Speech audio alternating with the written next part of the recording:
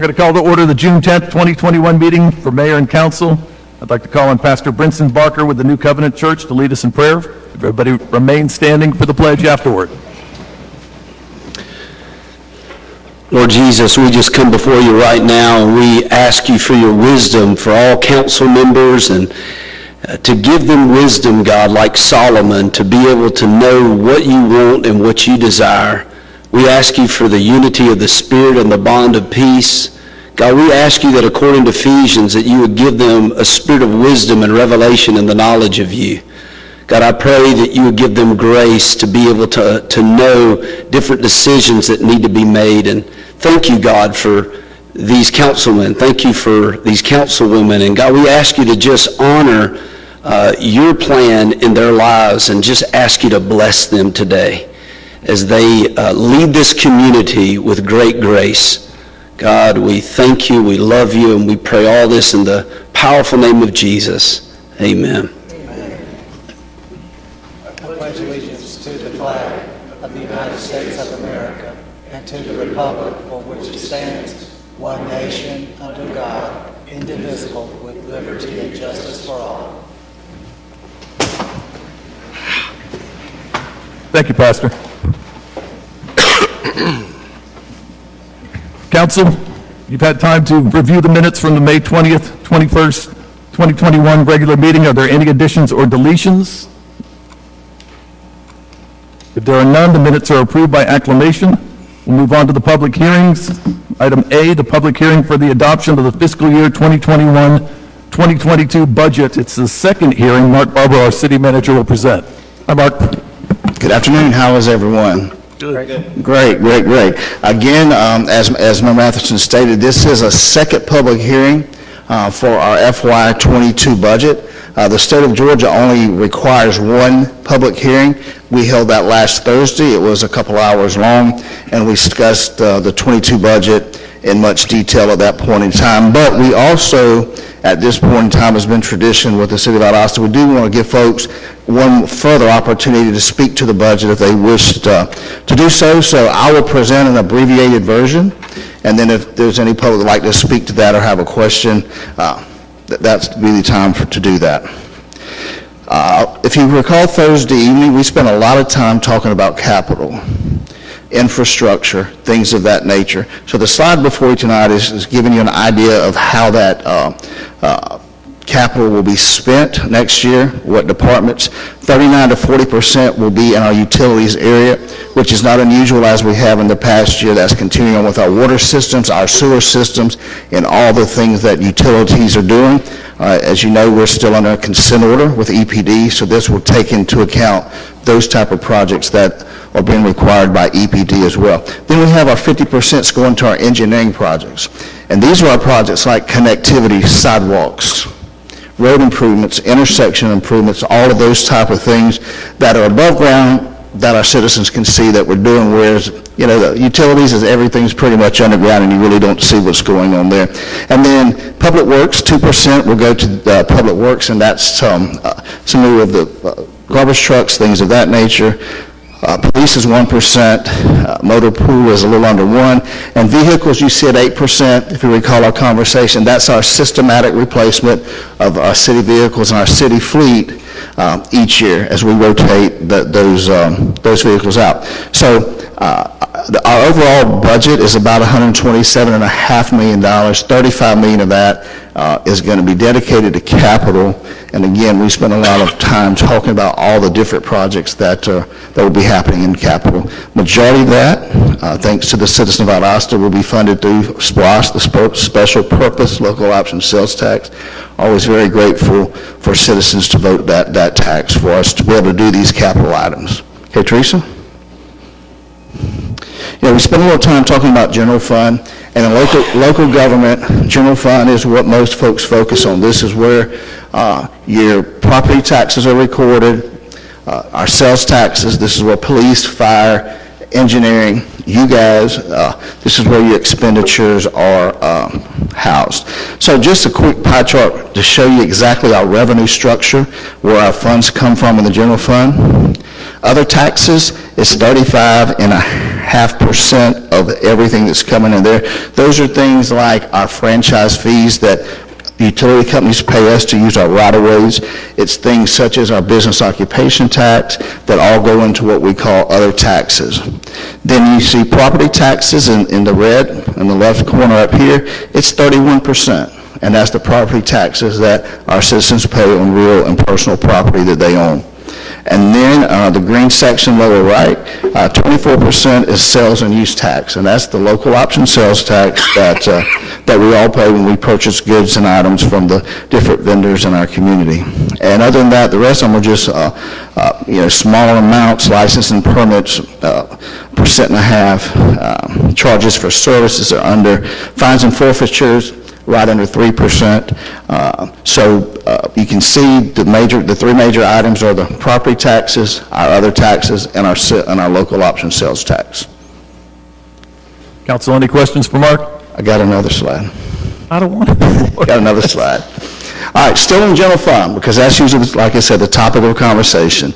And as we discussed Thursday evening, as we discuss every year, when it comes to the operations of the city, general fund included, the overall expense for everybody, the overall expense is personal services. That's our compensation to our employees and the benefits that accompany those, that compensation. So 69% of all of our expenditures in the general fund are personnel service related.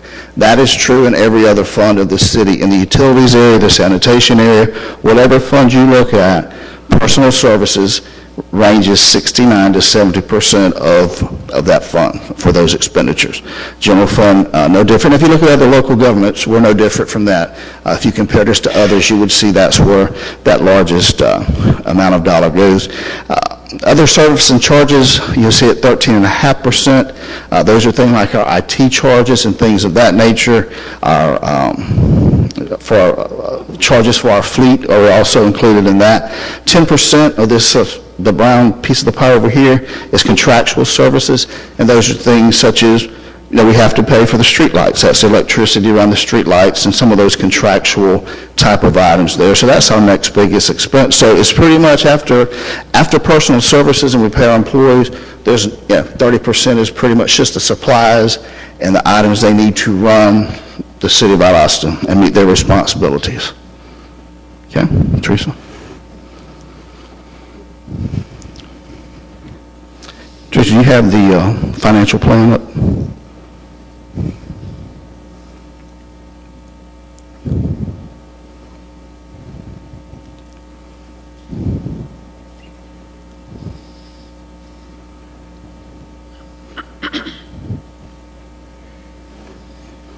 And one more.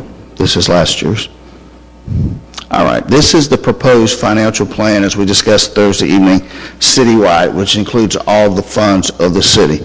General fund, our capital projects funds, our enterprise, the city. We are estimating total sources of income for the city of Valdosta the next 12 months, $127.5 million. If you scroll down to, and total outflows of that same revenue source is $124.5 million. So it leaves the city of Valdosta overall just slightly under $3 million, if a profit, if you will. But in local government world, we say total sources over uses, which is a very slim margin. I want to point that out. If you go to that second column in the general fund, we only have a $26,815 buffer to carry us through the next year. So very slim margins. It's fairly a continuation budget from what we have done in the past from year to year. There is a 3% cost of living budgeted for our employees. No premiums, none of the benefits to our employees went up, anything they may pay. There's no, at the moment, there's no millage rate increase built in because as we discussed Thursday night, once we get the tax digest, if the tax digest grows enough and new development has grown that digest enough, there will not be a need for that. So at this moment, there is not a property tax increase in this budget because we don't have enough information to make that determination yet. Any questions you may have? Council. All right, this is a public hearing. Mark, thank you. Would anybody like to speak in favor of this budget? Would anybody like to come up and speak either for or against? Good, counsel. I'll now turn the budget over to you and close out that part of the public hearing. Mr. Mayor, make a motion to adopt the budget as presented. Second. A motion and a second. All in favor, show of hands. Mark, thank you for the great work, you and your staff. It's unanimous. We'll now move on in the public hearing portion as well. Consideration of a conditional use permit for a self-storage mini warehouse facility. It's in a community commercial zoning district as requested by Corner Storage LLC. The property consists of 5.57 acres. It's located at 4036 Bemis Road. Planning Commission reviewed this and we voted in favor 9-1. Tracy Tolley, our zoning coordinator, will now present. Tracy, how you doing? I'm fine. Good. Good evening. Good evening. This case in front of you, the first of several zoning cases that you'll be looking at tonight, is a conditional use permit for mini warehouses at 4036 Bemis Road. Most of you are probably familiar with that piece of property. It was formerly the Winn-Dixie. It's been vacant for a couple of years or so. There is a smaller building to the right as you're facing the former grocery store that is occupied by an H&R Block and a Chinese restaurant. So the primary building on the property consists of about 46,946 square feet, is proposed to be converted from former grocery store retail to self-storage, climate-controlled, mostly interior. The applicant, the property's in CC, community commercial. The reason it's in front of you is because many warehouses, self-storage, is a conditional use in CC, so we can make sure that it's appropriate at that particular location in that neighborhood. The applicant is proposing interior changes, very few exterior changes to the facade, to the elevation, including signage. The applicant is also proposing some outdoor storage, RVs, vehicles, trailers, things of that nature, at the rear of this building. Staff reviewed it, as did Planning Commission at their May meeting.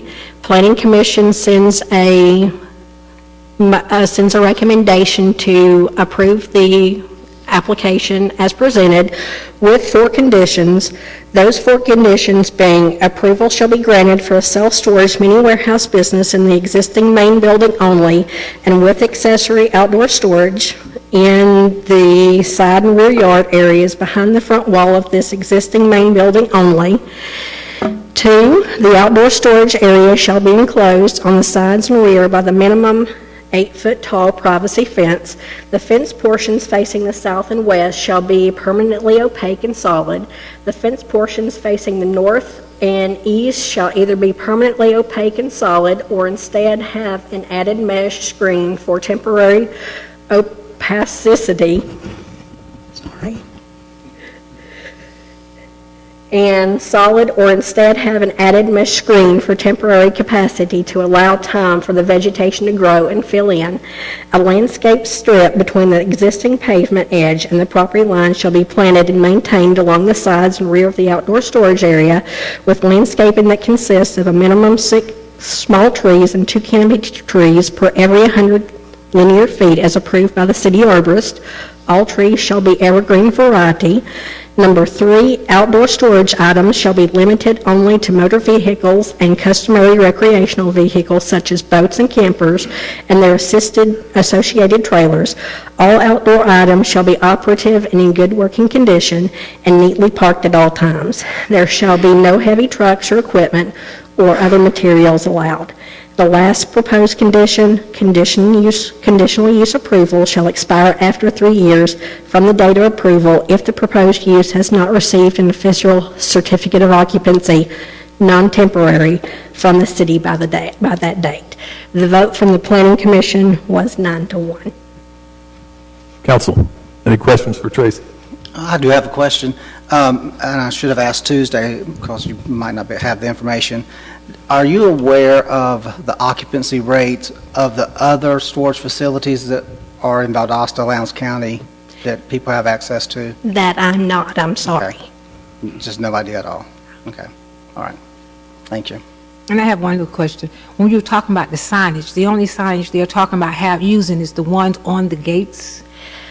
At this point in time, no signage permit has been submitted to staff for consideration. They are eligible for wall signage. There is a freestanding sign, I believe, on property, and most new signage requires a permit. So anything that is submitted, banners, inflatable dancing men, portables, any new freestanding signage, any new wall signage, those will require permits. Thank you. Council, any further questions? Tracy, thank you. This is a public hearing. Is there anybody that would like to speak in favor of this request? Please step forward. Please state your name and the name of your company. Hello, council members. We appreciate your time tonight. So my name is Andrew Vadinger. This is Perry Solon, my partner. We are with Corner Storage, obviously the applicants to convert this building. We both come from a history of self-storage and retail management. We have experience managing these shopping centers as well as self-storage. We operated a small self-storage facility in Nashville for a couple of years. He's actually currently developing a number of Class A climate-controlled self-storage facilities. This is a property that we have been looking at for quite some time. We had been speaking with the owners over a course of time and about their inability to get this main anchor space leased to a shopping center or a grocery tenant. And after kind of contemplating it and running the numbers on our end, we decided to move forward with a self-storage conversion. I expected that we'd be doing a lot of the explaining. She just did, so she basically laid it all out. We are asking for the ability to do outside storage in the rear, partially to allow for boat and RV parking, and as well as with our history and with shopping centers, there's a lot of dumping that tends to go on, and this shopping center has some tractor trailers that are parking behind it, so it's kind of a dual effort to prevent the dumping and trash around the rear of the center and allowing for, preventing this tractor trailer from parking in the rear, and it also gives us the added benefit of the self-storage ability. Andrew, thank you. Council, any questions for Andrew? Yeah, one of the questions that came up Sure. on Tuesday was in the front area. Right. Will y'all ever, in the future, possibly build like some retail space in the front parking You mean area? along the road there? Yeah, along the road. So during the first 24 months during the lease up, we would leave that area clear. But I mean, if someone were to come along and show interest in those front parcels, we would definitely entertain doing some kind of out parcel situation along the road there. We'd have to check with an engineer as far as the utilities and things of that nature, but we would definitely be open to that. Okay. Thank you. Got it. Any other questions for Andrew? Someone asked about occupancy rates in the market, and we did get a feasibility study done by basically the industry standard feasibility study provider, and occupancies are generally in the 90s in this market.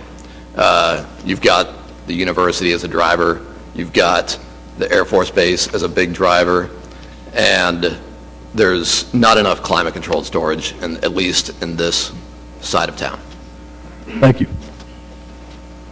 All right, appreciate it, gentlemen. Is there anybody else that would like to speak in favor of this request? Okay, is there anybody that would like to speak out against this request?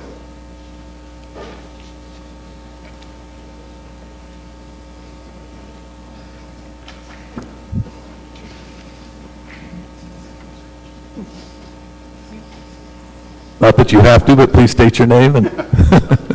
Good afternoon. I'm Dan Davis. I live at 1001 Cherry Creek Drive here in Valdosta. Hi, Dan. And I do own a storage facility here. My concern is that we've got right now 22 storage facilities in Valdosta and Lowndes County. I wish they were running 90% occupied, but that's not exactly what's happening right now. There's 22 facilities with 2 new facilities being proposed. One will be another high-rise facility on the corner of Forest Street and Perimeter, and that one's already been approved. It's in the county, but it's in the city basically. It's an island. My concern is that we're reaching critical saturation As far as climate control storage, when the new facility opened in Ramerton, and McAdoo's new facility on North 41, we had to reduce our climate control prices by 40% to get occupancy into them. So what happens is, as you keep building more and more of these facilities, and there's right now we're down to, I think, 3 independently owned. Most of them have been bought out by national chains and stuff. A lot of them are doing Delaware Trust, where they have investors that pay 4%. They pay them 4% dividend for 3 or 4 years. Then they try to flip it and promise them a 10 or 12% on the back end. That won't happen if you're at critical saturation. They're going to be hard to sell. You know, everything's based on percentage of rentals, and we're pretty close to being at where you're going to start seeing a lot more empties. When the facilities start becoming empty, you start seeing that owners or corporations that own don't do the maintenance. They don't do the painting. They don't maintain the units. They start looking rough. As units deteriorate, that's where you start getting in drug dealers storing stuff. You start getting meth dealers setting up meth labs, things like that. So that's something to look at on critical saturation. Might be time for a moratorium, as the city council did on liquor stores and vape shops when they started getting too many of them. A lot of these national chains that are coming in are doing either one-person operations or 0 people operations, running strictly online and things like that. We have 3 full-time staff members on my facility, and it's a small facility, but we know who comes in, we know who leaves, we're constantly chatting with the customers on the property and stuff, so we're able to maintain a quality operation. The problem is, as your revenues drop, your expenses don't. Your expenses stay the same or go up every year. My property values have increased by almost 600% since I built the facility. The rent, the utilities go up, the maintenance goes up, the insurance goes up every year, and of course property taxes go up even when y'all don't have an increase. If they evaluate your property 30, 40% higher in 1 year, you have a 30 or 40% tax increase. So anyhow, that's my concern. I think we're getting at critical saturation, and I really think that we've probably got enough facilities here. And from some of the newer developers I've talked to, I'm hearing 40 to 60% current occupancy. So that's my 2 cents worth. I have one question. Dan, hold on. Yes, ma'am. Yep. What storage company do you say? I have Davis Self-Storage on Murray Road. I've been in business here in Valdosta for 46 years, and we're over there right next to Anthony's Salon, across the street from the new Mackey. We're in an unusual situation. We are actually in an overlay district that prohibits mini storage, so I'm grandfathered in. 7 years ago, when I wanted to expand my facility and buy the property across the street where Mackey was, I was told I couldn't get it annexed in because the overlay district prohibits mini storage. So I'm limited to the amount of units I have. I can't expand or anything. And so that's kind of where we're at. There's a lot of overlay districts. I was surprised that Bemis Road wasn't part of it, because you have the actual overlay district, everything inside perimeter, and then there's some outside corridors that extend out that prohibit mini storage. So apparently the zoning felt like it was something that they didn't desire on major thoroughfares like Perimeter Road and Ashley and Gordon, Ashley and Patterson Street and things like that. Council, any other questions for Dan? Dan, thank you. All right, thank you for that information. Have a great night. Is there anybody else out there that wants to speak out against this motion? Okay, hearing none. Council, I turn it over to you.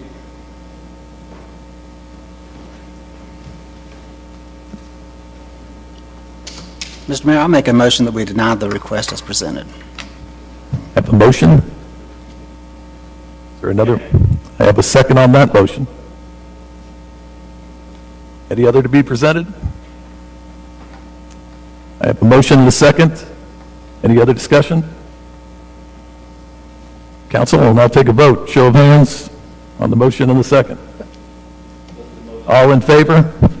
I have one minute. Excuse me, I'm sorry. Could you repeat that motion? Okay.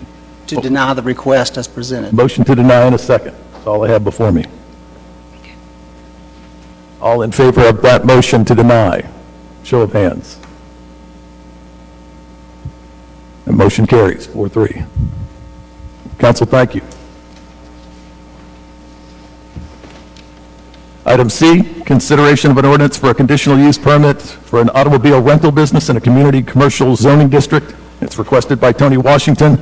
Property is located at 1002 Marion Street along the west side of the street. The Planning Commission reviewed the request and at a 10-0 vote in favor of. Welcome back, Tracy. Thank you. Your second case is another conditional use permit for a car rental business on Marion Street. It's about 100 feet north of East 4th Street. The property contains 5 residentially appearing buildings that used to be houses. The property is currently about 2/3 CC, community commercial, and about 1/3 CH, highway commercial. The specific building that Mr. Washington is looking at is in the CC portion. CH allows car rentals by right. CC allows them by CUP, or conditional use. With his property, the commercial structure being on the CC property, that's why this case is in front of you. As you can see, it's in a community activity center character area, which does support commercial uses. The aerial view shows the commercial structures and affiliated parking on the site. The site's entirely built out. The applicant is proposing 9 or 10 parking spaces for rental cars and 5 for customers and employees. Subject property and commercial buildings around this particular piece of property. Planning Commission reviewed it at their May meeting, and they send a recommendation to approve the application as presented with 3 conditions. First being that approval shall be granted in the name of the applicant only for an automobile rental business for passenger cars or pickup trucks utilizing only the 10 on-site parking spaces as indicated on the submitted site plan. All rental vehicles shall be neatly parked and kept in good operating condition. Number 2, there shall be no temporary structures erected on site, and there shall be no outdoor storage of any kind anywhere on site. Any existing outdoor storage on site shall be removed. All vehicle cleaning and maintenance activities shall be performed off-site or entirely within enclosed buildings on site or by a mobile cleaning service provider. Number 3, conditional use approval shall expire after 2 years from the date of approval if no city business license for the proposed use has been requested by that date. The Planning Commission sends a unanimous recommendation to approve as presented with conditions. Council, any questions for Tracy on this? Tracy, thank you. Mayor, can I just add real quick? You can. I make sure when we discussed Tuesday evening, we wanted the condition about the mobile car wash, and He put it in there. put that in there. She said, I just want to make sure everybody heard that we did get that condition in for you. One other thing, too, I mentioned Tuesday night that's still on this agenda packet, is we need to update that proposed use to CC, not R6. Before it's all filed for record, and all that will get you. Okay. All right, again, it's a public hearing. Is there anybody that would like to speak in favor of this request? I thought so. Welcome. Hi, Please state your name. Tony Washington. I'm the owner of Deals on Wheels of Valdosta, and I wanted to introduce myself and ask anybody if they had any questions that I can answer. Council? Tony? Thank you. Is there anybody that would like to speak out against this request? Seeing none and hearing none, I'll turn it over to council for action. Mayor, I would like to make a motion that we approve the request with the conditions as stated. Second. Second. I have a motion and a second. All in favor, show of hands. Unanimous. Tony, good luck. Is that a fist bump?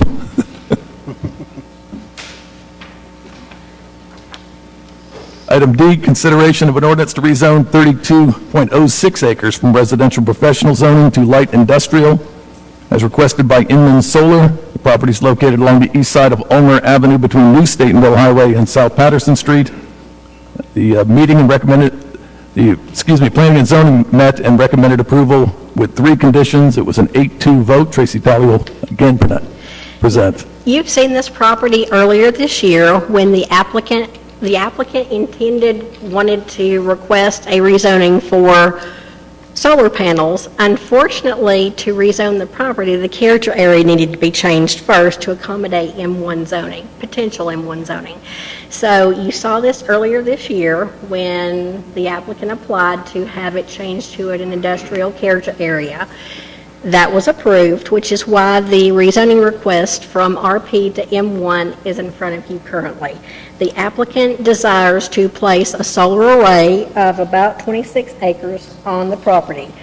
The property is currently RP, currently wooded with vegetation, and he's asking for M1 zoning to place a solar array there. This is similar to what he is looking to place on the property.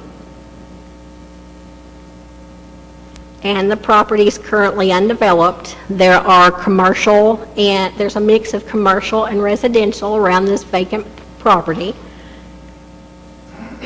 Planning Commission reviewed it at their May meeting, and they sent a recommendation to approve the request as presented with 3 conditions. First being that no buildings on site may exceed 1,000 square foot in gross floor area.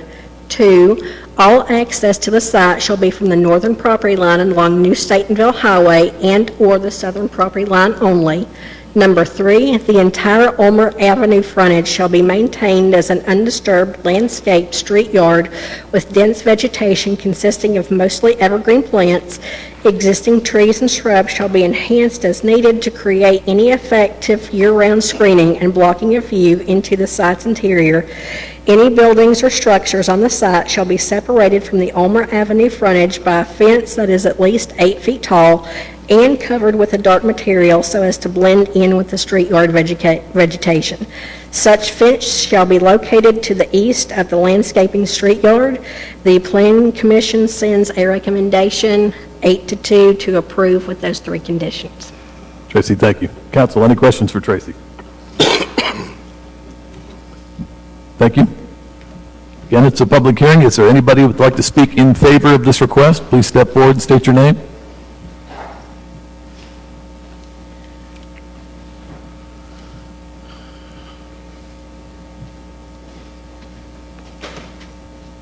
Good evening. Good evening. George Garnett, 310 Kelly Drive, Valdosta. We're not asking for an industrial project as such. We're just trying to meet the standards that we have to meet for this project. Because we're going to be producing electricity. I mean, that's it. You know, it's safe, clean, and everything like that. The question come up about the Cowards. This is a 30-year project. We've been doing business in Valdosta since 1949. You all know Mr. J.C. died in 11. J.C. the second took over. He's running the company.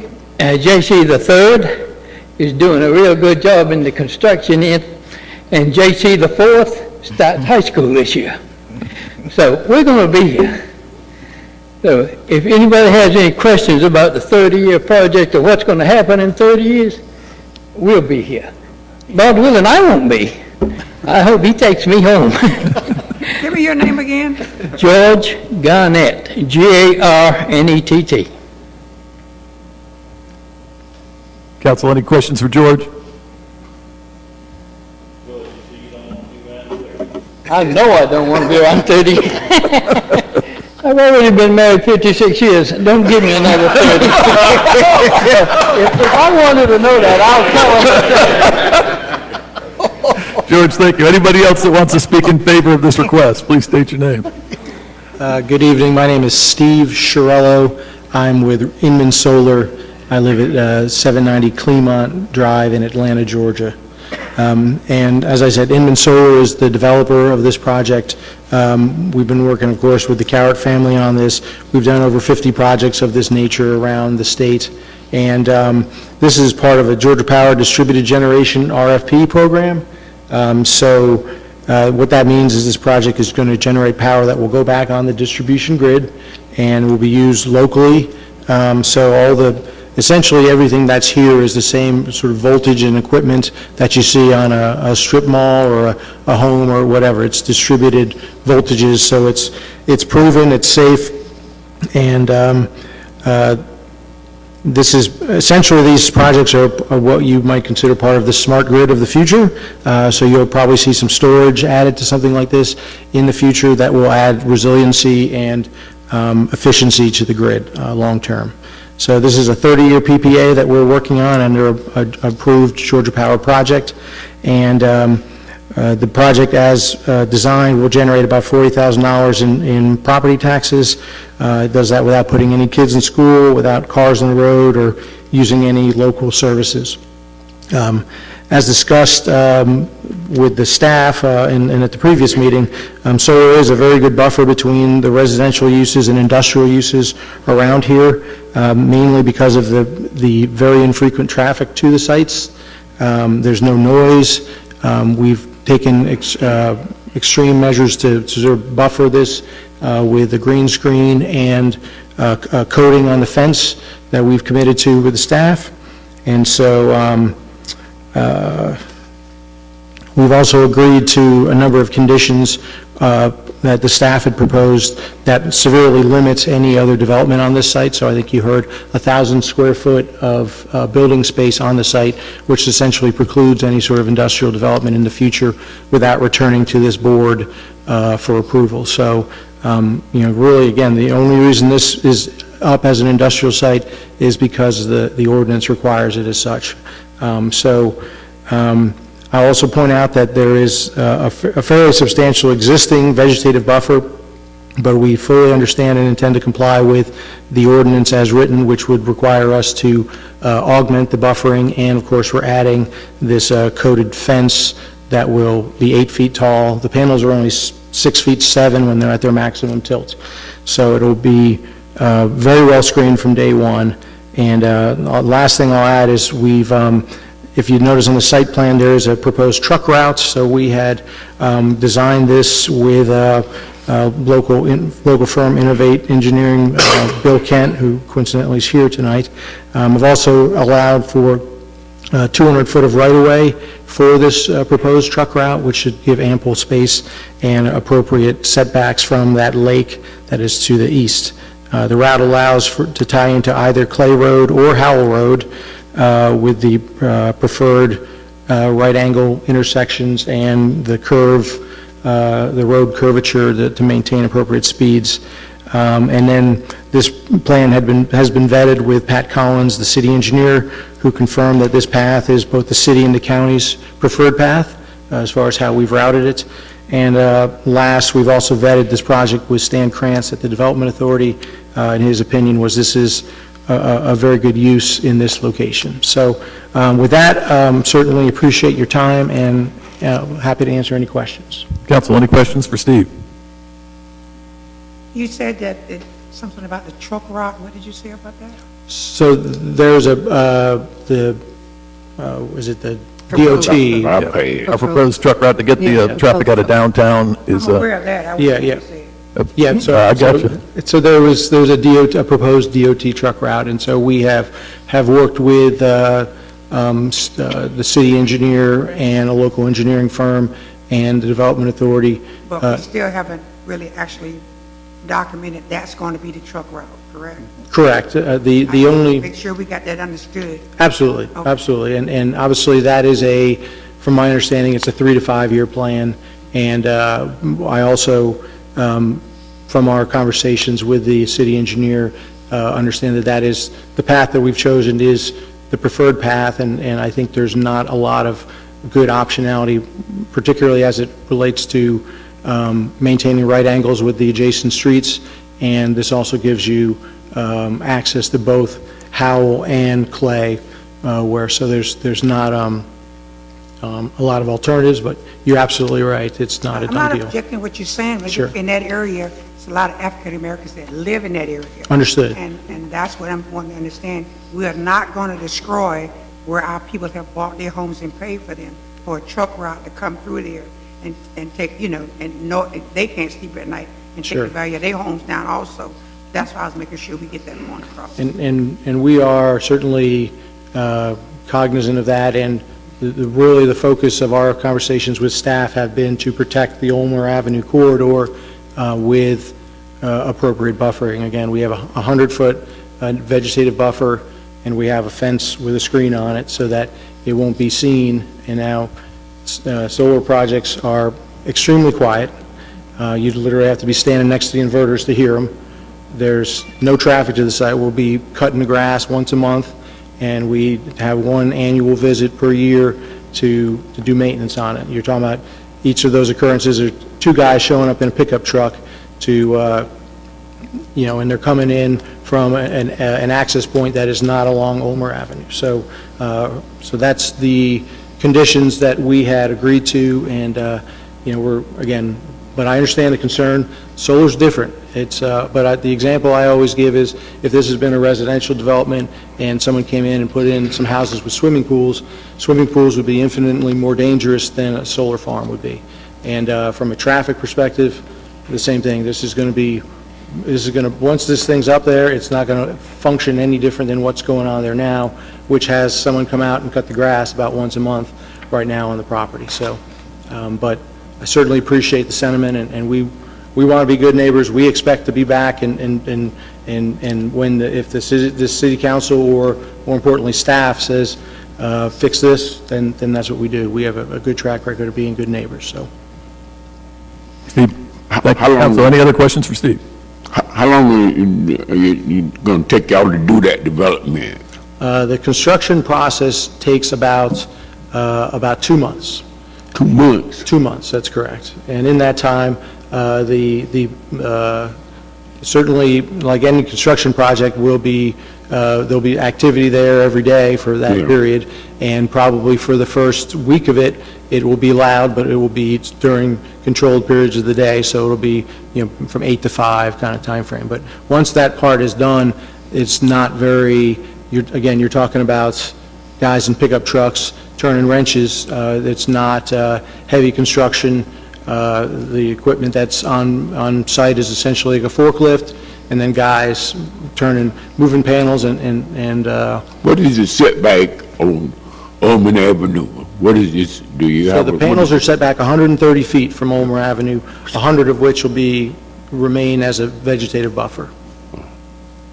And that's on the site plan that we had presented to staff, and we'd move it back further if there weren't for this truck route issue, which we've again cozied up to the lake as much as is appropriate. But a 100-foot buffer is a pretty substantial vegetative buffer. I think in industrial zoning, I think the setback requirement is more like 50 feet. So, but we are again very cognizant of the need to screen it and to keep it out of to remove that visual element of it. Thank you. Thank you. Any other questions for Steve, Council? Steve, thank you. Thanks. George, thank you. Is there anybody else that wants to speak out in favor of this request? Okay. Is there anybody that would like to speak out against this request? Seeing none, hearing none, Council, I'll turn it over to you for action. Mr. Mayor, I make a motion we approve this project along with the recommendation that the Planning Commission recommend. Second. I have a motion and a second. All in favor, show of hands. It's unanimous. Council, thank you. Move on to item E. Consideration of an ordinance to rezone 47.33 acres from single-family residential zoning and environmental resource zoning to single-family residential zoning as requested by Scott Dowdy on behalf of North Moody Investments, LLC. Property is located along the east side of J.C. Shack Road on south of Inner Perimeter Road. The Planning Commission reviewed this request in their May meeting, recommended for approval 10-0 with no conditions, I believe. Hi, Tracy. The next rezoning is from Scott Dowdy. It is property just to the south of J.C. Shack's intersection with Inner Perimeter. It is a total of about 47 acres. About 26 and a half acres are R10, about 20.65 acres are ER, which is our Environmental Resource District. It's in an established residential character area, currently wooded, undeveloped, and the applicant is proposing to ask for a rezoning to R6 for single-family residences. This is currently a conceptual subdivision layout, not recorded, not official yet, but shows you what the subdivision might look like. The property is, as proposed, shows about 132 lots with affiliated streets. Property is currently vacant, as is a substantial amount of property in this immediate area. The applicant is asking for R6 for a single-family residence. The Planning Commission reviewed it at their May meeting and sends a unanimous vote to recommend approval. Any questions? Council, any questions for Tracy on this rezoning? Tracy, thank you. Again, a public hearing. Would anybody like to speak in favor of this request? Please state your name, Bill. My name is Bill Kent. I'm with Innovate Engineering, 2214 North Patterson Street.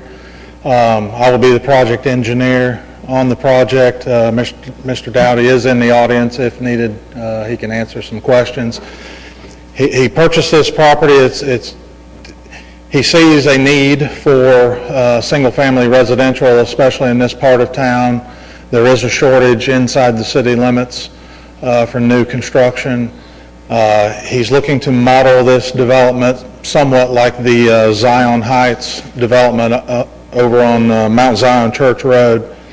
I heard there were some questions about the type or size of houses he's looking at. He hasn't developed his restrictive covenants or anything yet, but right now, again, modeling after that other subdivision, he's looking at in the neighborhood of 1,650 to 1,850 square feet, stick-built, shingled roof type homes. We, of course, know that we will have to comply with all land development standards as far as the configuration, utilities, stormwater, landscaping, et cetera. So I'm really here to answer any questions you may have. Council, any questions for Bill? I just want to ask one question. Yes, ma'am. I was looking at the layout and the plan that you have, and I understand that's not the actual plan, a layout that you're going Correct. to use. Do you have an idea of how much or how far they're going to deviate from that plan there? I don't suspect it would be very much deviation from there. You can see from the site plan there are some areas outside of the wetlands that could possibly be available for development, but we also have to manage our stormwater. So we've kind of left some buffer in there for those stormwater areas. So just looking at the lay of the upland area, if not that layout, it should be pretty close. Okay, I saw the houses over off of my Zion Yeah. Road. I saw that, and that looks, so I was just wondering, okay. Yeah. But that's good. Thank you. Mm-hmm. Council, any further questions for Bill? Bill, thank you. Thank you. Anybody else that would like to speak out in favor of this request? Please state your name. My name is Jack Langdale, 701 North Patterson. I'm a real estate attorney here in town. I'm not here representing Mr. Dowdy tonight, but I'm here on another matter, but I wanted to offer my brief comments on my experience with him and his developments. I've closed many loans and houses for him. He's done several developments in Lanier County that I've worked on, North Moody subdivision and Patriots Point subdivision. He's built a lot of houses for military service members. I found them all to be very high quality. I've been out to his subdivisions. He keeps them very clean. His construction's been really nice, and I found Scott to be a very honest person that's always done exactly what he's told me he was going to do. Jack, thank you. Anybody else that'd like to speak out in favor of this request? Is there anybody that would like to speak in opposition of this request? Seeing none and hearing none, Council, I turn it over to you for action. Yes, sir, I make a motion that we approve this request as asked, sir. Second. Got a Motion and a second. All in favor, show of hands. Council, thank you. Unanimous. Scott, good luck. All right, item F. Consideration of an ordinance to rezone 3 acres from single-family residential and highway commercial to highway commercial CH zoning is requested by Racetrack Petroleum. Properties located at 1811 Briarwood Road. The Planning Commission reviewed this request at their May regular meeting, recommended for approval 10-0, and has no conditions at all. You're going to see this same property. You're going to have to pull that back down. You're going to see this same property twice, once for a rezoning request, once for an annexation request. The case in front of you is the rezoning request first. The applicant is proposing to bring this property in from the county. It's currently zoned R21 in the county. The applicant would like to demolish the existing convenience store truck stop and replace it with a new updated convenience store truck stop, and would like this R21 property to work with to further develop the site. So he is proposing to rezone it from R21 county to highway commercial city. The next case that you will see is the annexation case. The property is eligible for highway commercial zoning. It's in a community activity center character area. This particular piece of property is largely undeveloped. And you see the site plan as proposed, parcels combined with the proposed truck stop convenience store on it. It is currently vacant and has some varied uses around it, some vacant properties, some commercial properties as well, largely commercial area. And again, this is the rezoning. The Planning Commission reviewed it at their May 24th meeting, found it to be consistent with the comprehensive plan, and sends a recommendation for approval that was unanimous 10-0. Council, any questions for Tracy on this rezoning request? Thank you, Tracy. Is there anybody out there that would like to speak in favor of this request? Welcome back, Jack. Thank you. Jack Langdale, 701 North Patterson. Here on behalf of Racetrack, and if it's okay, I'll address the annexation and the rezoning at once. Yeah, and I'll handle this 2 separate votes, but thank you. Yes. That's great, thank you. Okay, thank you. Racetrack has the property where the Citgo is currently located under contract. It wants to purchase that property. As Tracy just explained, it wants to demolish the existing building and build a new gas station, service station, truck stop, really doing the same thing as the old one. It just wants a new facility with the same uses. A portion of the property on the north side is currently in the county. We want to bring that portion of the property that's into the county into the city.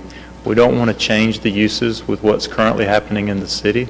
We just want to bring the county's property in on the same footprint. We want it all in the city of Valdosta before we get permitted and construct the new facility. I'm excited to represent Racetrack. I drive by this facility a lot, and I've been to plenty of racetracks. They do a great job. Sami Ali is with us tonight, and I'm going to introduce him in just a minute. He's going to go through a presentation, tell you a little bit about the company he works for and what the facility will look like.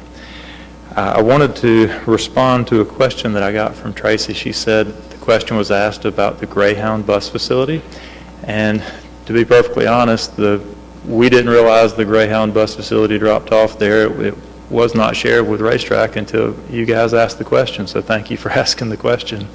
I've participated in a few conversations with the Racetrack, and what they've said is, well, they've never had a convenience store that had a Greyhound bus facility, but they also said they like the idea of people being dropped off there that might become customers. So it's not something they've done before at their stores, but it's definitely something they're considering.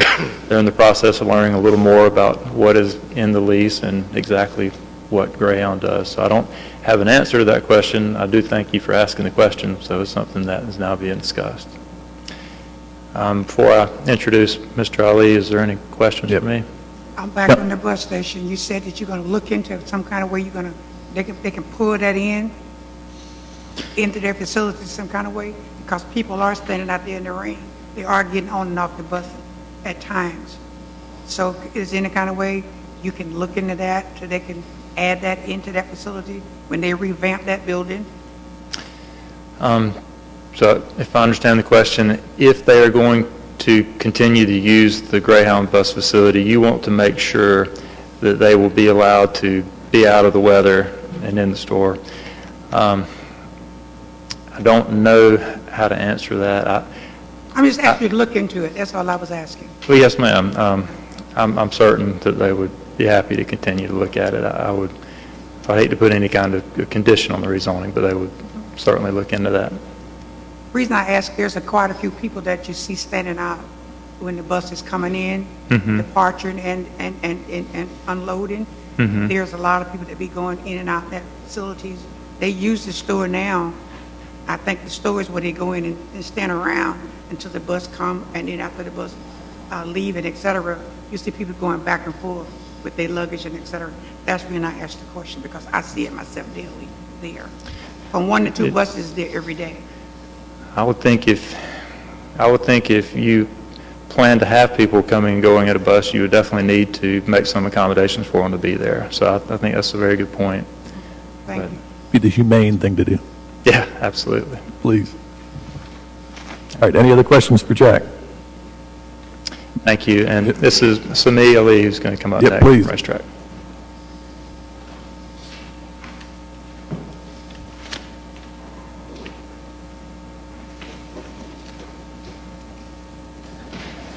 Sami Ali, 200 Galleria Parkway, Atlanta, Georgia.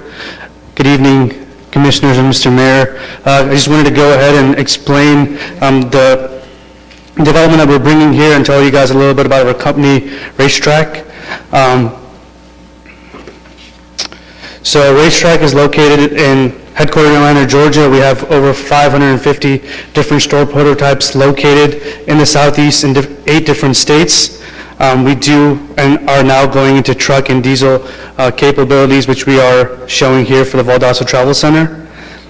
We offer fresh food and beverages, pizza, coffee, sandwiches, chicken tenders, frozen yogurt, all throughout our stores. We provide a clean and organized experience for all of our customers, as well as safe and well-lit environment. Community contributions, each of our developments bring 20 to 25 corporate jobs that do provide full-time benefits to all our new employees, as well as a $4 to $13 million real estate investment, which this one being on the much higher end of that spectrum. I wanted to go ahead and show you guys some different elevations and site plans, just to give you guys an idea of what this development will look like. So this is the overall site plan. Similar to what you guys saw from Tracy's report, it has been slightly adjusted to accommodate GDOT's comment about driveways, but overall the site layout is primarily the same.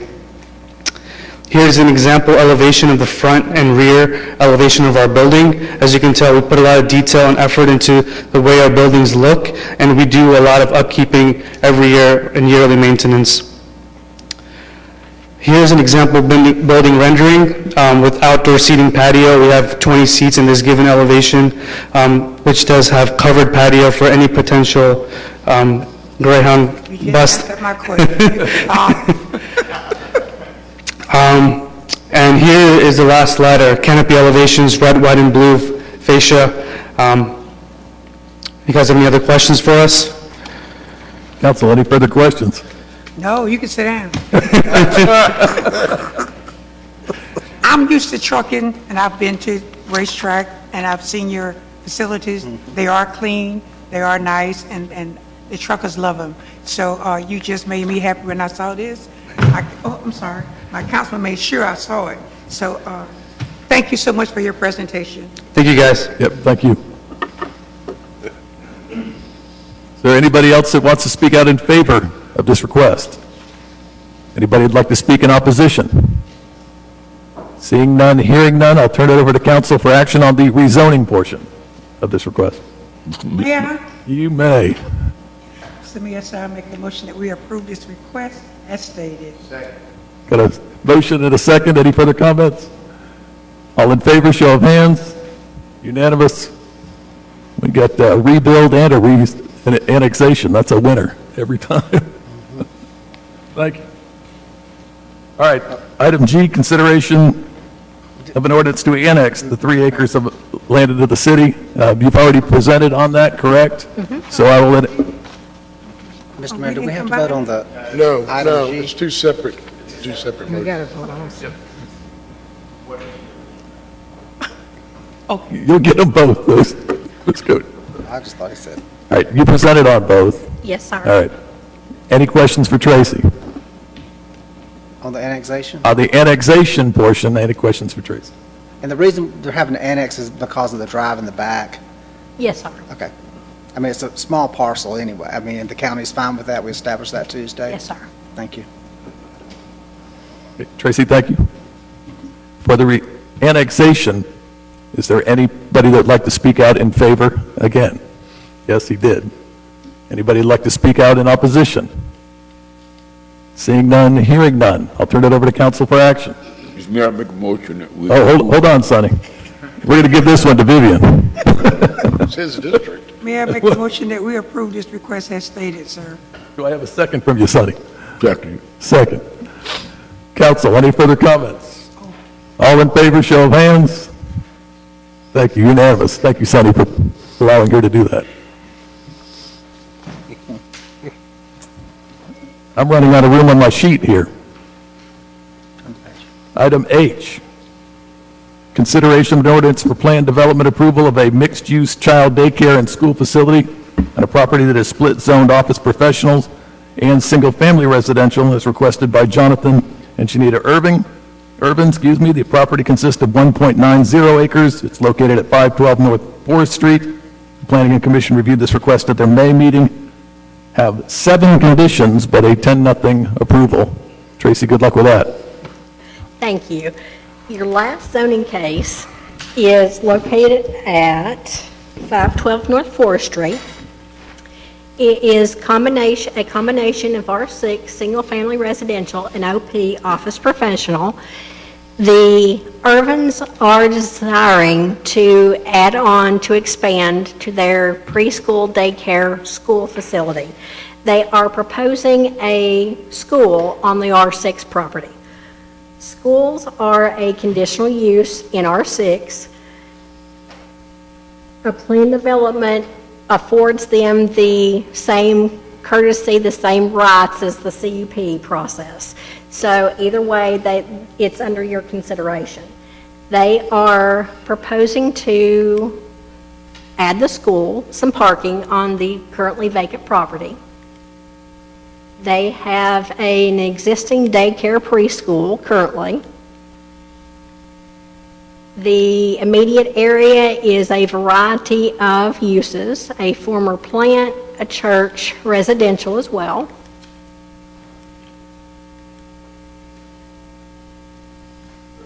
Planning Commission reviewed the request at their May meeting for the plan development and recommend approval with 7 conditions.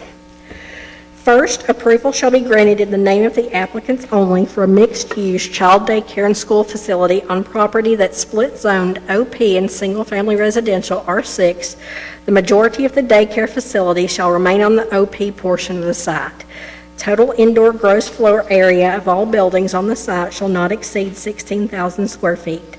All new proposed buildings shall be residential in appearance, with building materials and design on all sides being consistent with residential or institutional style construction. Exterior wall material shall not include any sheet metal, unfinished concrete, or concrete block or vinyl siding.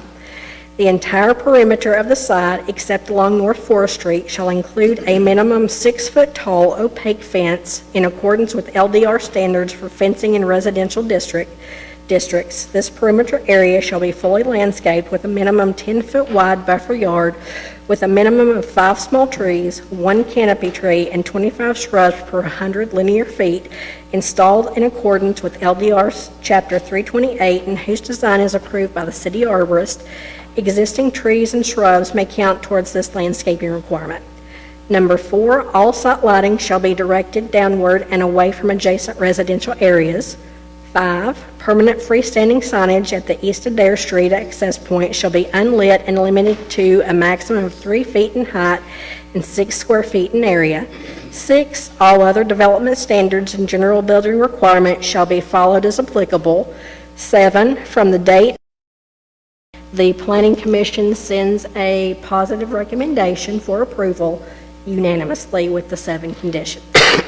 Any questions? Any questions for Tracy? Tracy, thank you.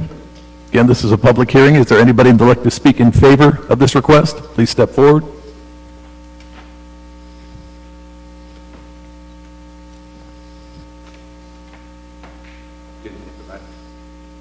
Good evening. I'm Jonathan Irvin. We've been in business at Low Angels for over 20 years. The building that's being proposed is a pre-K school class with 2 classrooms. So that would also say that it also will eliminate some of that traffic on Forest Street during the day. And all the plans have been professionally done, so everything submitted has been approved, and if you had any questions for me, I'll be happy to answer. Council, any questions for Jonathan? You gonna build a new building on that back Yes. property? Yes, about 3,000 square feet. And everybody come in and go, is out, it's through the front, through the front building? Or you gonna be able to go on one of the side of that piece of property? They'll be able to come in and enter off Forest Street and exit off on Adair Street. I think it's Adair Street. I have a question. So what part of that with Myron Street, would y'all gonna build back there? Would that be where the parking is gonna be, back in It behind? would be in front of the building. In front, just in front of the building? Yes. It's a half-acre lot. The building is only 3,500 square feet. Okay, thank you. Council, any further questions? Jonathan, thank you. Is there anybody else that would like to speak out in favor of this request? Yes, sir. Bill Kent with Innovate Engineering. I'll be the project engineer on this project. Just a reminder that this section of City Street was closed by your board a few months ago. Yeah. So they are integrating what was there into their parking lot for the school. And we've worked with the city engineering staff to work on the circulation and other things there. We're to the point now, based on your vote tonight, of moving forward with construction plans and permits. Any questions for Bill? Bill, thank you. Anybody else that would like to speak out in favor of this request? Anybody that would like to speak out against this request? Seeing none and hearing none, I turn it over to council for action. Mayor, I would like to make a motion that we approve the request with the conditions as stated. Second. Got lots of seconds. All right, any further comments, council? All in favor, show of hands. Unanimous. Best of luck, Jonathan. Absolutely. All right, that closes out the public hearing portion of tonight. Item 4, ordinances and resolutions, a consideration of an ordinance to amend the ordinance for establishing promotional procedures for the Valdosta Fire Department. First reading. Fire Chief Brian Boutwell will present. Good evening, Mayor and Council. We read through this ordinance thoroughly on Tuesday night, answered some questions. This was voted on by council when Chief Broom was in office, so that it would be an ordinance, and it governs the promotional requirements as well as the process for promotion within the fire department. At this time, we're not wishing to change anything as far as the promotion process, but as I stated on Tuesday, the survey the city manager did when Chief Broom was moving revealed that the most popular response was that this ordinance needed to be addressed. So after I was appointed and met with all the employees, I assured them that we would do that for several reasons, in which I mentioned on Tuesday. Some of it is language alone to be more inclusive. So we want to be fair and be more inclusive in our promotional process and allow our employees to obtain the requirements. Some of it is language. As I mentioned on Tuesday night, when you address EMT, we talked about National Registry certifications. National Registry at any point in time can drop certain license. It does not affect that employee's license as an EMT, whether it be intermediate, advanced, paramedic, or basic. So with having National Registry language in the ordinance alone, it actually excludes employees that may be an EMT intermediate because National Registry decided to drop that level specifically. Also, I mentioned National Fire Protection Association. Every time I'm up here, I mention NFPA or ISO or both. So National Fire Protection Association has changed some of their standards, in which is going to allow us to amend that ordinance to fall in line with National Fire Protection Association. So that was the goal. We started on this June 2019. I have a committee assembled, which is mentioned in here. We met again this morning to make sure, again, I don't know how many times, we're all on the same page. We also have the national standard that just kind of shows how that falls in line.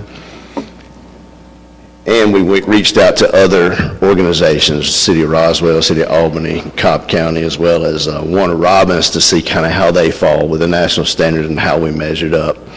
So our goal, outside of changing just that language, the National Registry, to include also a Georgia licensed EMT. The other ones were a big change. As you went through, you saw that National Fire Academy class that state delivered. And I used the abbreviation as opposed to the Preparation Initial Company Officers, Strategy and Tactics of Initial Company Operations, as well as decision-making for initial company operations. And those things can be dropped at any point in time in National Fire Academy. So what we want to do, instead of continuing to keep that in the requirements, is to do more of that professional development. So our goal is to bring these in line. I know one of the questions were we actually dropping the standards of the fire department? That's absolutely not. Every one of our officers at this time meets NFPA 1021, which is what ISO asked in the pre-survey. So we're able to check the box that we're 100% on that. And we're still testing our individuals, or they're taking classes, they're testing through Georgia Firefighter Standards and Training Council, which is the governing agency of testing for the state of Georgia, at the level in which they wish to promote and one level above. Again, consulted with the committee this morning. The reason we do that, if this individual is promoted to, say, lieutenant, they've got the knowledge, skills, and abilities, they've met the job performance requirements for that position and the one above, because they will act in the above position in the absence of that employee. So that's why we wanted to make sure that we had that. So I will, the only other thing was the assistant chief. We added the language of deputy chief just to allow flexibility to be more in line with the city structure. So I'll entertain any questions that you may have in reference to the proposal of the amendment to the ordinance. Council, any questions for Chief Boutwell on this incredibly thorough proposal? Again, an amendment to the amendment. No questions? I'll turn it over to council for, City manager. First reading? First reading. The city manager. Just first reading. Yeah. Now, you went over this with the fire chief. You approve all this, what he's recommending to do. Absolutely. I've been part of the process the whole way through.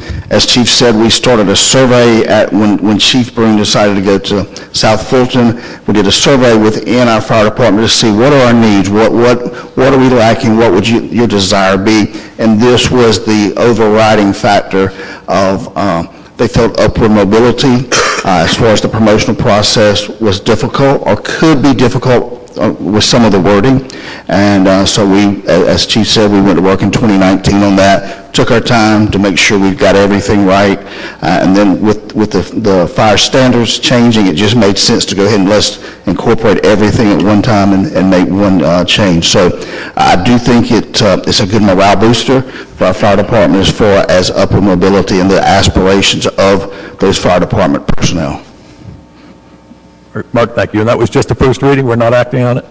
Yeah, first reading. Okay. Chief, thank you. I'd like to add one thing, and I'd be remiss for not mentioning part of this process as well, as I have spoken with Chief Broom, and I have talked with Chief Rice, which was the fire chief that hired and encouraged me. So I've also kind of got their input on the direction as well as other organizations. And what's ex-Chief Broom's current position with GMA? In diversity and inclusion. Thank you. Absolutely. Thank Appreciate it, Chief. Thank you. All right, we'll move on.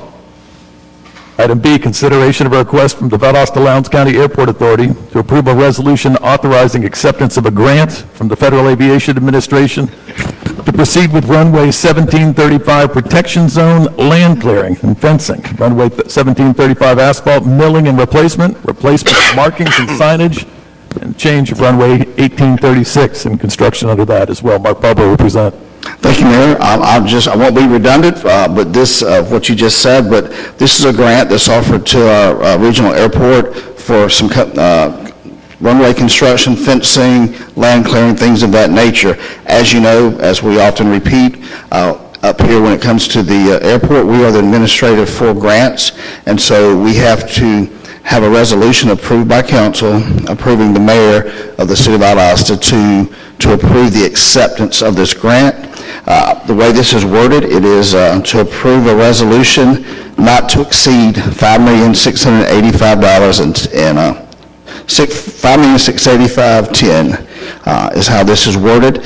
Again, because of the different type of stimulus packages and fundings that's been offered, is 100% FAA provided. There's no airport grant, there's no state match, nor, as always, there's no City of Valdosta penny put into this project. Be happy to answer any questions you may have. What they plan on doing with the grant? They're going to do two runway, they're going to do some remillings and things. That's going to be the most expensive portion of it, Councilman, is to do some remilling on two of the runways. There's some land clearing that needs to be done and some fencing repairs and additions. Any further questions for Mark?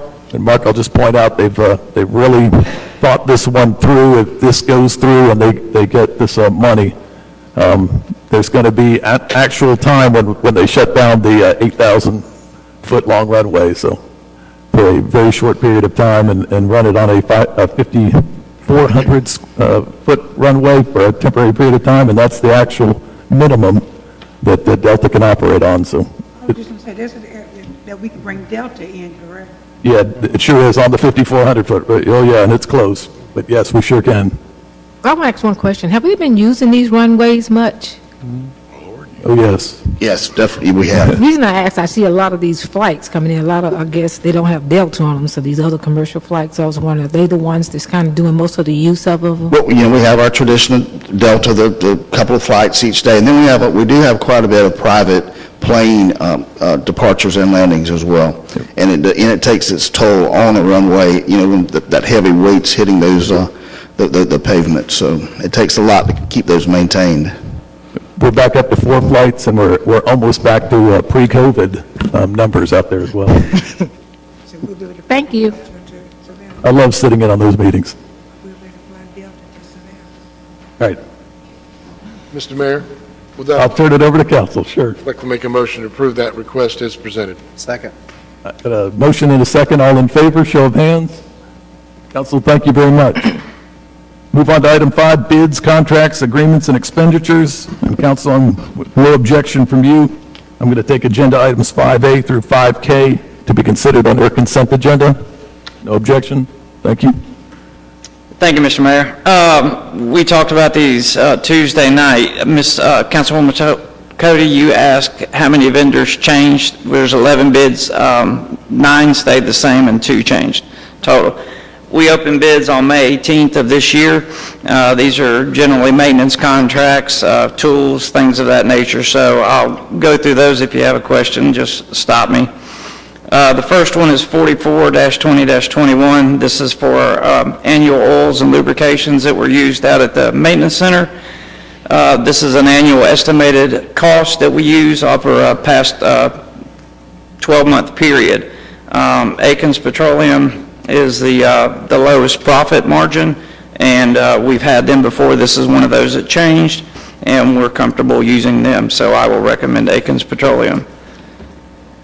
The next one is bid 45-20-21. This is for our auto filters, air filters, things of that go on the cars, trucks, and equipment.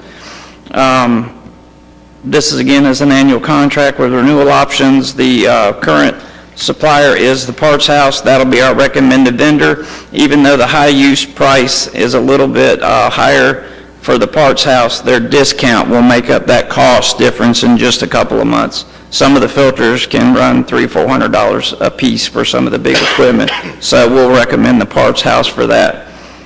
The next one is for plumbing services. This is 46-20-21. All these bids, again, were advertised on the website, sent out in mail, as well as the newspaper. Roto-Rooter's our current contractor. They've done good work. For whatever reason, they were the only ones to come in with a bid. The price is basically the same, except they dropped their skilled labor down to $84 an hour, and we'll recommend Roto-Rooter. The next one is bid 47-20-21. This is for our electrical services. For all the same reasons, Coward Electric is our current contractor. They did go up a little bit on their electrician hourly price from 3 or 4 years ago. It's within reason, so we'll recommend Coward Electric. The next one is bid 48-20-21. This is for our HVAC services, heating and air conditioning. Again, Waller is a current contractor. They came in as the only bidder again. I think they were last awarded 4 years ago. Prices are the same, and we'll recommend Waller for that. The next one is bid 49-20-21. This is one that will change this year. This is for our fuel contract. The numbers there represent the freight rate for a gallon of gas, diesel, as well as profit margin built in that we pay on the average price in our terminal area, which is Albany mostly. Petroleum Traders is a recommended vendor. We've used them for many years prior to Mansfield, so we expect good service out of those folks. So Petroleum Traders will be recommended. The next one is 50-20-21. This is for the hand tool contract that is our rake, shovels, gloves, eyewear, things of that nature. Again, Whitehead Miller Hardware is our current supplier. It's an annual usage list. The price is up a little bit, but everything has gone up. But we get good service out of them, so we'll recommend Miller Hardware for that, or Whitehead. Next one is for janitorial supplies. They're used throughout the city. Same thing, Piedmont National is our current supplier. They were the low bidder. Their prices are a little bit lower, just again depends on what our usage is on what items throughout the year. So we'll recommend Piedmont National on that one. The next one is 52-20-21. This is for our 20, 30, and 40-year roll-off containers for Public Works. These are the big containers that they take out to commercial sites or residents, put them out, and we charge them for filling them up, and then we carry them out to the landfill for them. Lewis Steel is a low bidder. That's our current contractor. They do good service. Their prices are good, well within reason. The next one is 54-20-21. This is for our retread tires. These are the big trucks, the tires that go on the back end of them. We keep a supply of these out at the warehouse, and we have to get rid of our cores. They put caps back on those so that we can put them on our trucks. Southeastern Commercial Tires, our current supplier. Prices right there will be paid like 3 years ago, so recommend Southeastern Commercial Tires. And The last one is 55-20-21. This is for pest control services. Baird is our current supplier. He, I guess he likes us for a calling card. He gives us a really good price. So he actually dropped down a little bit, and we'll recommend Baird Pest Control for that bid. And how he makes a living. That was it. Any questions for Greg? Council? That is the consent agenda that we're looking at, items A through K. I'll now entertain a motion. Mr. Mayor, make a motion to approve the agenda items 5A through 5K as presented. Got a motion and a second. All in favor, show of hands. Unanimous? Greg, thank you. We'll now move on to item L, consideration of an agreement for governmental affairs representation for the city of Valdosta. Mark Barber, our city manager, will present. Thank you once again, Mayor. The agreement you have before you this evening is one with Government Solutions LLC. We have contracted with Government Solutions over the last some time frame now, and they represent us at the state. When we originally contracted with them, they represent us in a lot of state committees. They keep Valdosta's name at the forefront for any new economic prospects that are happening throughout the state, because we all know a lot of time the metro communities in North Georgia get the nod first, but these three gentlemen do a tremendous job of keeping Valdosta's name in the mix on everything happening in the state of Georgia.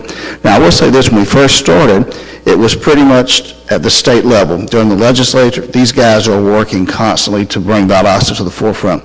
But recently, they're more on the national level as well. They have a wonderful relationship with Senator Ossoff's office, and they are working hard to provide us a lot of good things that I think are going to come from the senator's office. So they provide a tremendous service, and I will say this, they've never asked for a price increase. Since day one, it's been $4,000 a month. Tonight, I'm asking you to approve the annual contract of $4,000 a month to Governmental Solutions. I'd be happy to answer any questions. And council, just my 2 cents worth. Terry Coleman, Terry Matthews, and Scott Maxwell are worth their weight in gold. Terry Coleman is a former Speaker of the House and still gets referred to as Speaker as he walks the halls up there too. So they do a great job for us and open a lot of doors for us. Very far-reaching connections that help us. Yep. All right. Mark, thank you. Council, do I hear a motion? Make a motion that we approve the statement brought to us by our city manager. I'm sorry, my words went wrong. Second. I have a motion and a second. All in favor, show of hands. It's unanimous. Mark, thank you. I'm sorry, Mr. Barber. Item 6, other matters. Consideration of litigation for A. Smith versus City of Valdosta and discussion of resolution of all claims. Tim Tanner, our city attorney, will present. Thank you, Mr. Mayor. Council, as we discussed Tuesday night, we've reached an agreement with council for Mr. Smith in the case Antonio Smith versus City of Valdosta et al. This will be approval, if agreed to by you, to enter in a settlement agreement. General terms in exchange for a release of all claims against the city and all defendants for the incident of February 8, 2020. Mr. Smith will be paid the sum of $350,000 and the creation of the Citizens Review Board. Any questions for City Attorney? Council, thank you. Tim, thank you. Council, I'll now turn it over to you for a motion.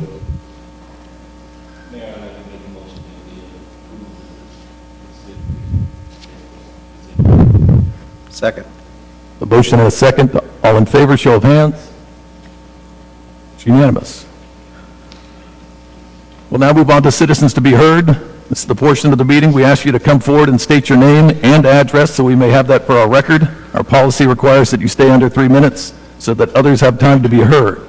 Please direct all comments to council as a whole and do not attempt to engage individual members of council in debate. It's the council's policy to follow through with you on your concern. Additionally, we ask that any groups that want to address the council designate one spokesperson to represent the group and their comments. Again, this will ensure that all have time to be heard. Having said that, are there any citizens wishing to be heard at this time? Please step forward.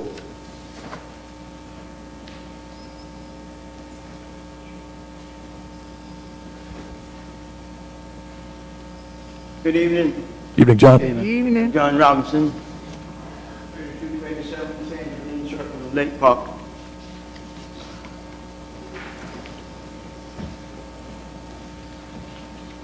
And I would ask that I can be extended a couple of minutes if deemed necessary, because what I'm about to address to you today is very critical and very important. And it's something that you definitely need to hear.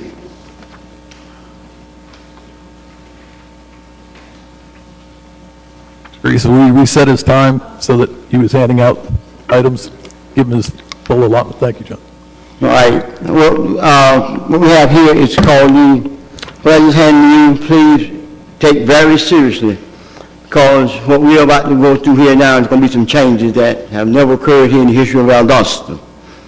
This is the Economic Appropriation Fund.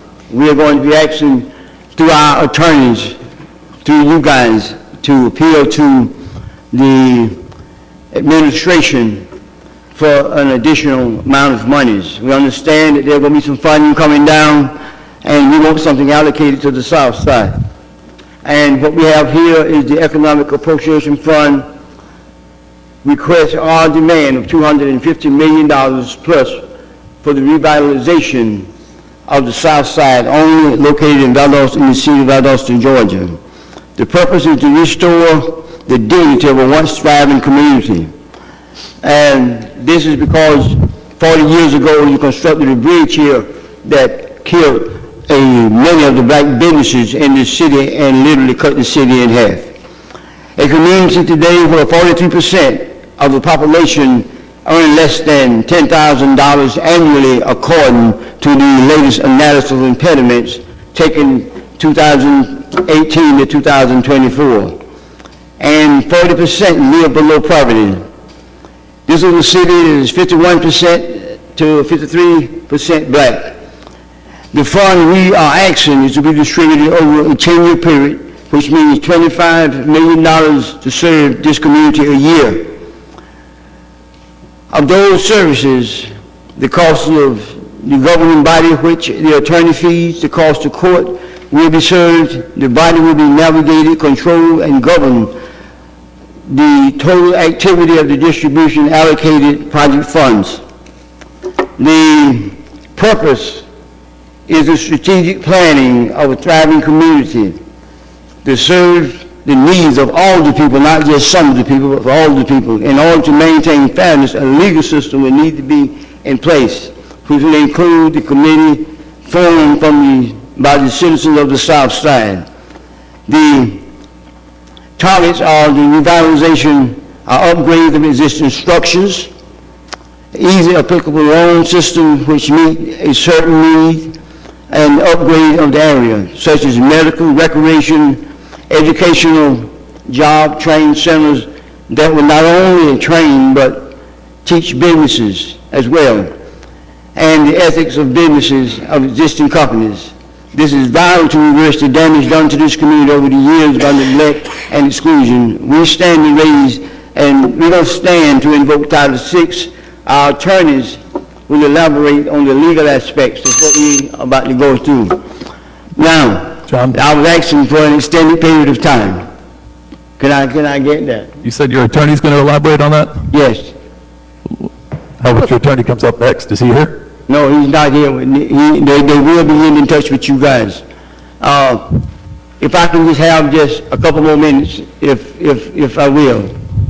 We are standing to raise the issues, and we want to see some changes come to this city, and what we're going to be doing is going to actually help the city to a certain degree. It's going to be a lot of disagreement because it's going to mean a change in structure of power at the very highest levels here. These changes need to be done, need to be considered. It's something that we are going to be looking forward to, we're going to work hard to, and we are going to stand to raise the issues either here or either someplace in the federal courts. This is something that we are ongoing, and you are placed on notice that things are about to change here in Lowndes County. Thank you. Thank you, John. Is there any other citizens that wishing to be heard at this time?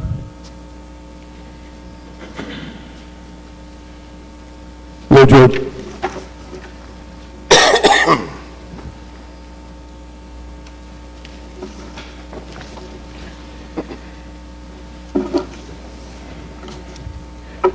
I'm George Boston Rhymes and 5004 Oak Drive, Valdosta, Georgia. For too many years, little have been done to really help and resolve the issues in the underprivileged community here in Valdosta and across the nation. Our former President, President Trump, signed the executive order 139-50, which hampered and cut out a lot of the benefits for the oppressed people across America. I'm not going to get into it, but you can find it, reference that, you can find it all online. But what I want to talk about is that President Biden revoked that executive order, and he implemented 139-85, and this can be found on the web. There's some money coming down, and unlike the CBDG grant, Community Block Grant, everybody familiar with that, we intend to oversee these monies coming to the city, school boards of education, and other places under the Biden Executive Order 139-85. Lowndes County will receive $22,804,739. City of Valdosta will receive $16,254,692. And the School Board of Education will receive, according to what I receive, approximately 2.5 times its budget. And that's an estimate on that school board. I'm not exactly sure on that. But we want to put Valdosta and Lowndes County on notice, Valdosta mainly, that we will oversee. If necessary, we will have attorneys to oversee how these money will be spent.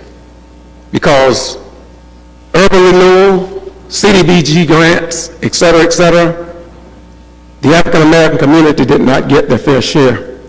Too often the system put white contractors over urban renewal. They put a black man there, but really it was a white guy that was benefiting from it. So we just want fairness. I want you to know that it's nothing that I'm doing, and what Mr. Robinson said, I'm sure he don't want nothing out of that, except fairness for everybody. He won't reap not one dime of any of that come.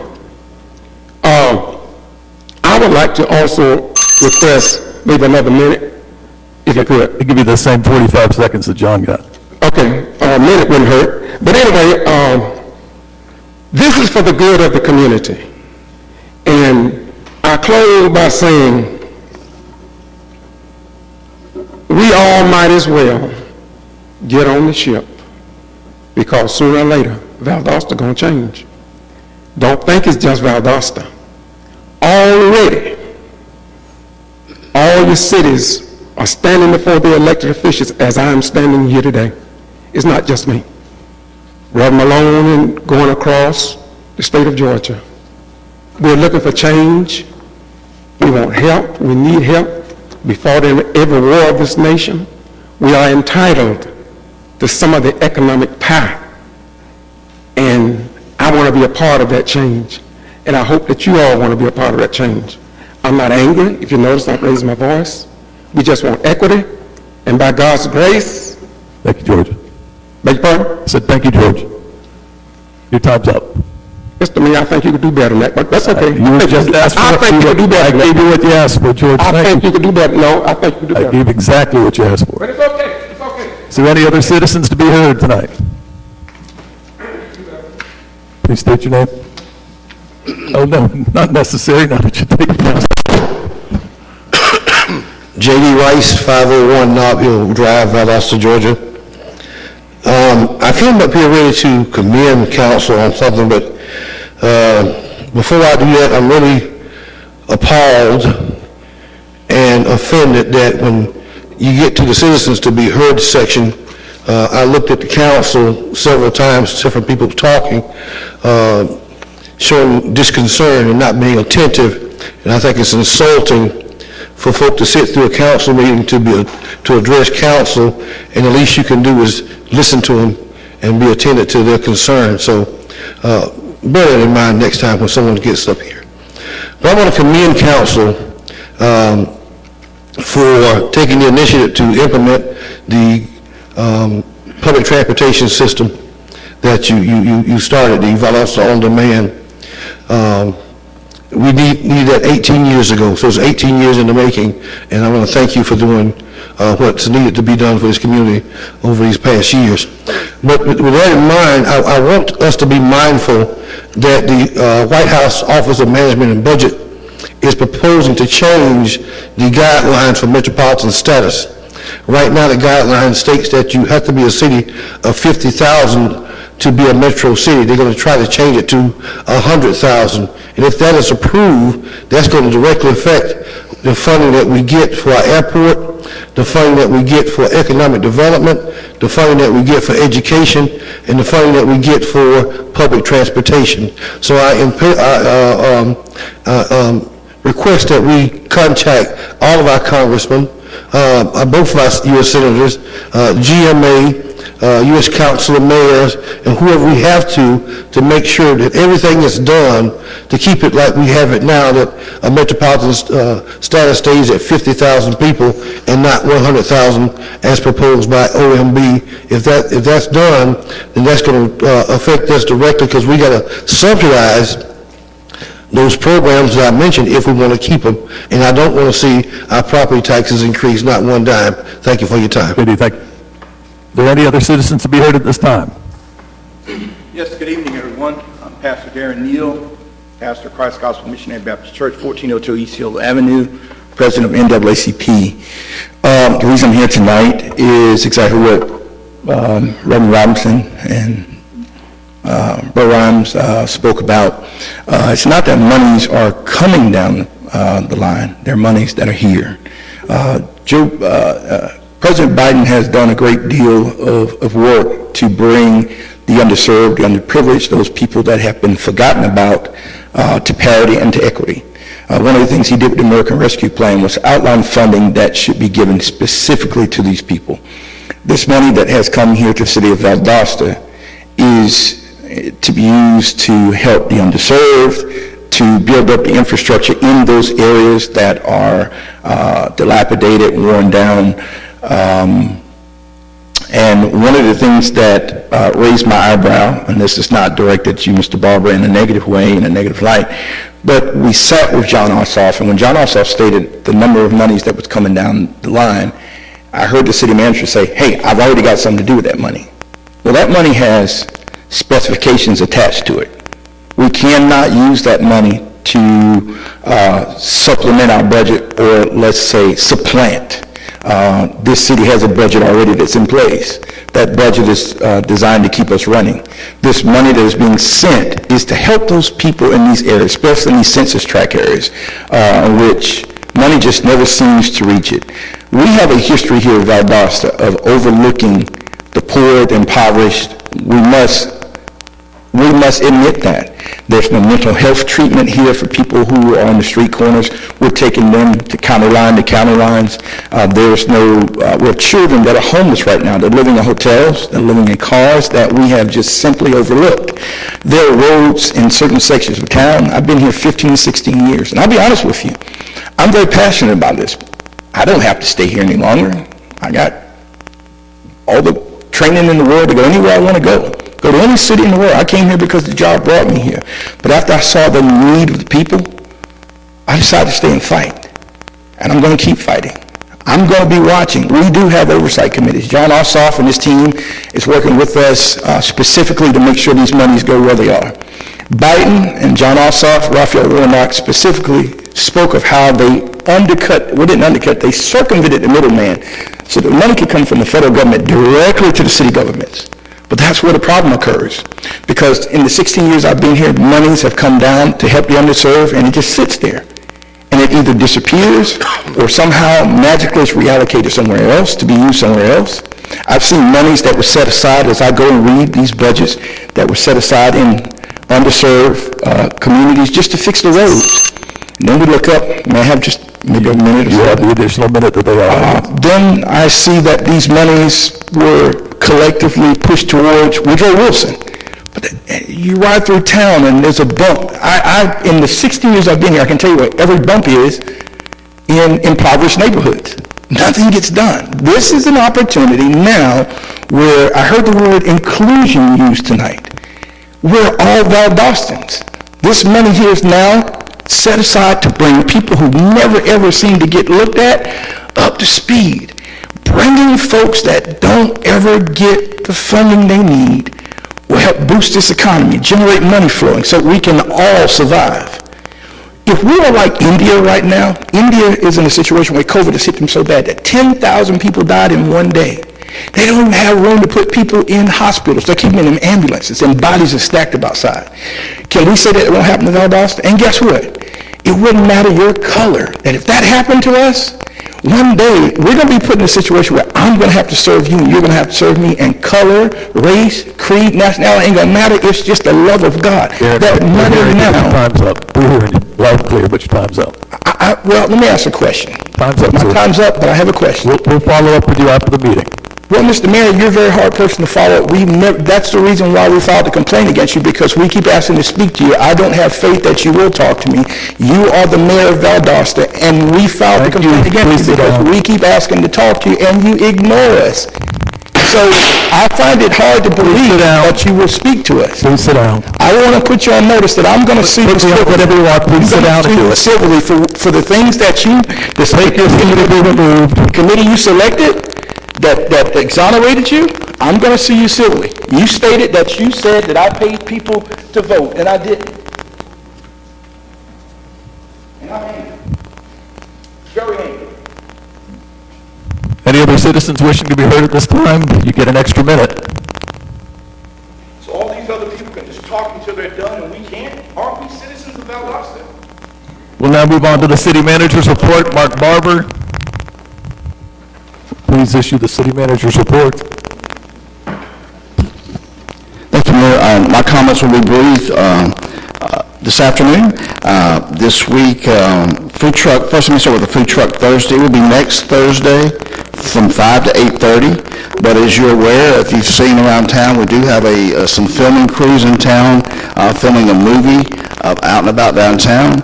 So we're going to move that to the brewery section of the downtown area over there next Thursday night, because we don't want to interfere with some of the production that's happening with the movie here in town. Also, this weekend is our Main Street's holding its second Saturday Makers Market.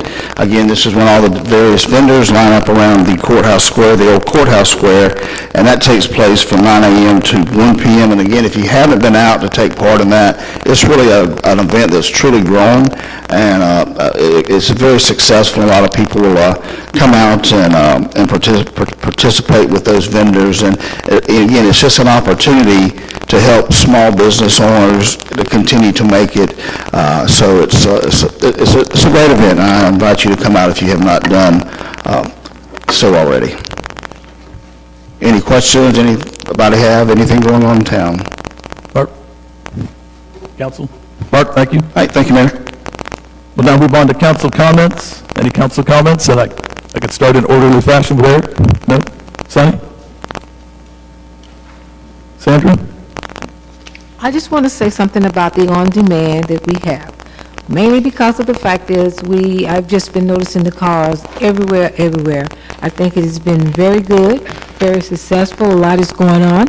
The only thing I can say about it is that we just don't have enough cars.